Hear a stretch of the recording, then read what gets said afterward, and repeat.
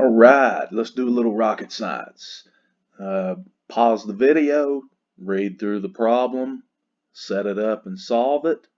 And when you're ready, push play and we'll work through the solution together. Okay. Rocket takes off, accelerates upwards at 4 meters per second squared. Looks like the engine only burns for 60 seconds. After that, it cuts off, the rocket falls back to the Earth. And so we want to know what's the rocket's altitude and velocity when the engine cuts off, ECO, engine cutoff. Let's see, maximum altitude, and looks like total time in flight. So remember that we're keeping our physics algebraic. So any changes in acceleration, we're going to need to deal with that on its own terms as its own separate little piece of the problem so that we can keep this sane for algebra. So as the rocket accelerates upwards, the acceleration is stated to be a constant, 4 meters per second squared, and we'll talk in a few minutes about why that's unrealistic, but for now, constant 4 meters per second squared. And 60 seconds later, the engine cuts off. So the rocket is going to reach some altitude where the engine will cut off, ECO. And let's call this altitude Y1. And once the engine cuts off, the rocket doesn't stop there as if it hit some imaginary ceiling. It has inertia. It will continue forward, continue upward.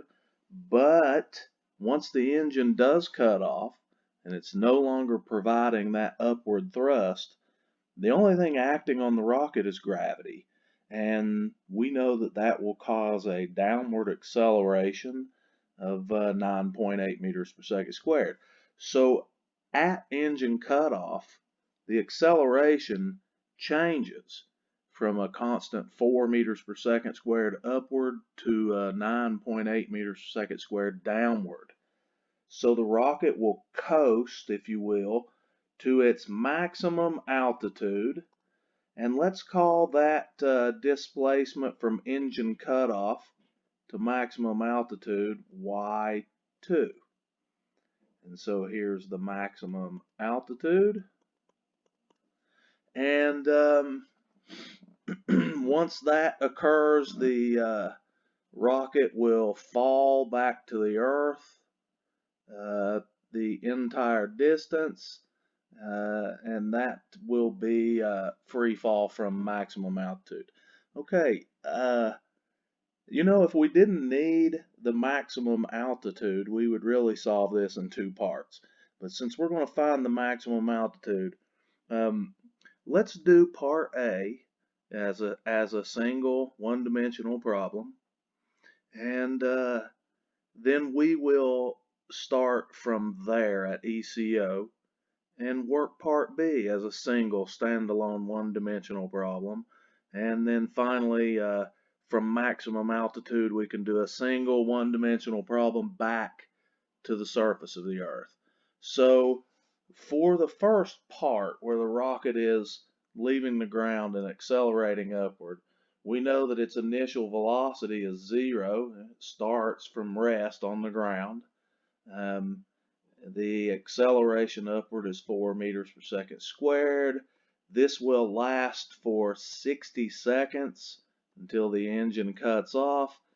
And in part A, we're looking for both the velocity at that altitude and what that altitude is. So I think I can find V simply enough. With this kinematic, V is V naught plus AT. V naught was a 0, so V is AT. Looks like 4 meters per second squared, 60 seconds. 240 meters per second. So the rocket is moving upwards at 240 meters per second when the engine cuts off. So now let's find that displacement. We know that y is v naught t plus 1/2 at squared. We started from rest, so we know v naught is 0.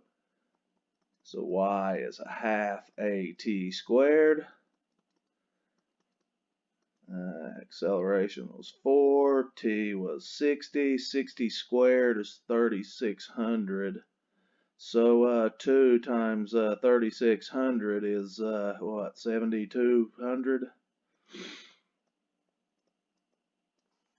Okay, that gives us our altitude at engine cutoff. 7,200 meters and 240 meters per second. So now the engine has cut off. We've answered part A. And now we want to know what's the maximum altitude that the rocket will reach. So at engine cutoff, let's let that instant in time be the beginning of a single kinematic that will take us from engine cutoff up to maximum altitude. So at engine cutoff, we are beginning at ECO. Our velocity is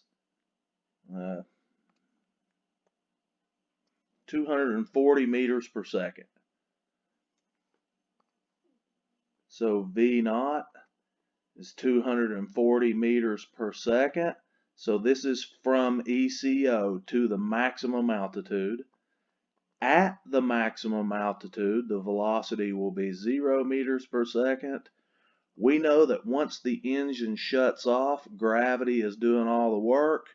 So that is G, which is downward, 9.8 meters per second squared. The time we don't know, let's call this Y2. We need to know what Y2 is, because for the maximum altitude, we will just take the sum of Y1 and Y2. Oops. Y1 and Y2. So we need to know this displacement. I think V squared is V naught squared plus 2AY. And that means that Y is V squared. I'm losing my mind today. V squared minus V naught squared over 2A. That's 0 minus to whatever 240 squared is over 2 negative 9.8. So let's put this in our calculator and see what we get. I'm looking at about 2938 meters or so. 2,938, let's call it 0.8.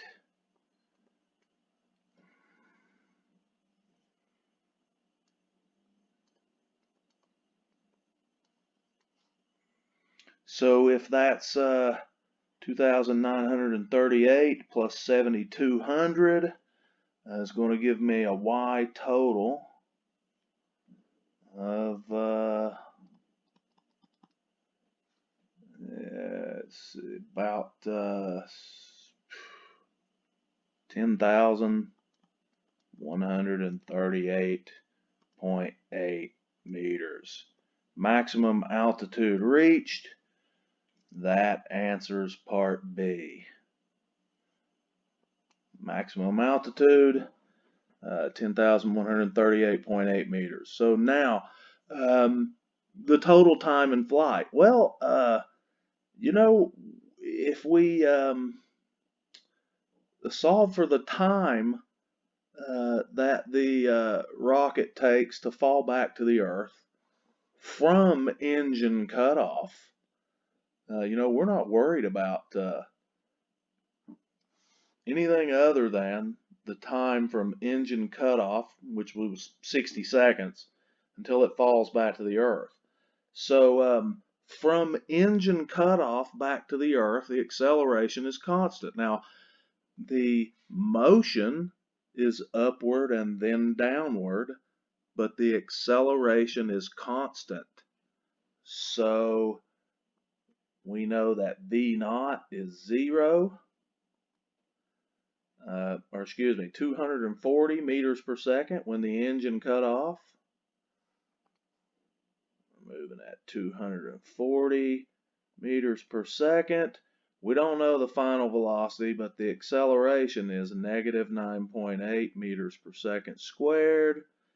And y, well, from engine cutoff, which was at 7,200 meters, right, 7,200 meters, back to the ground, even though the rocket from ECO moves upward to maximum altitude and then back to the ground, the displacement is from ECO to the ground, and that is in the negative direction, 7,200 meters.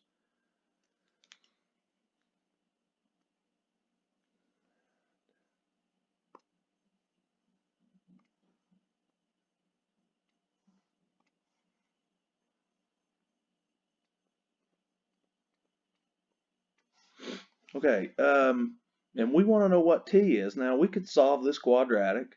We could say that y is v naught t plus a half at squared, and solve the quadratic for t. I usually find it a little bit quicker just to knock out the velocity first, find v and then t. Now, we might need to be careful with this, and I'll show you why. So, if v squared is v naught squared plus 2ay, then v is radical v naught squared plus 2ay. When we do this, we're going to get a positive number for this velocity. And if you look at the math, you see exactly why. We're not going to have we're not going to take this root and get a negative number. So V naught we know is 240.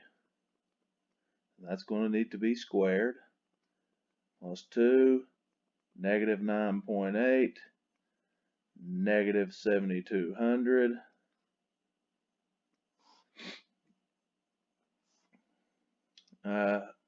Now, this is going to work out to be a positive value, guys. And that's a bit of an issue because it's not moving in the positive direction and velocity is a vector.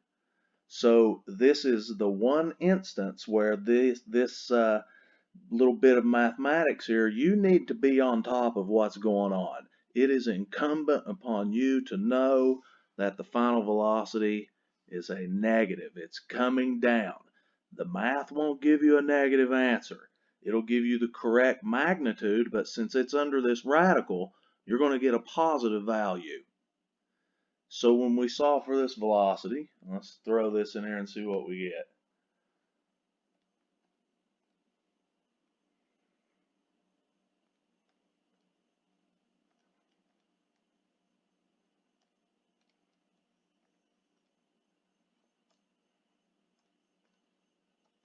Okay, looks like a velocity of about 445.8 meters per second coming down,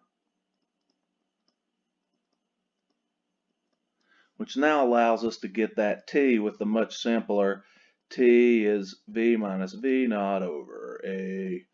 So negative 445.8 minus 240 over negative 9.8. Looks like we'll have a negative over a negative, which is nice. We want positive time. So that's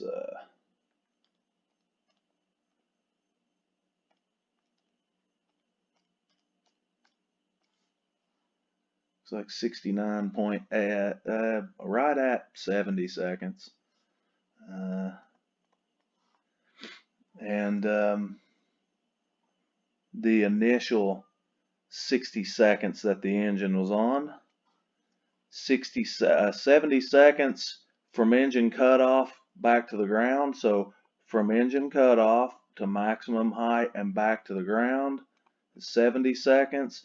The engine was initially on for 60 seconds, and that looks to me like a total of 130 seconds. And we have just literally completed rocket science. So here is the solution in its entirety, if you can see that.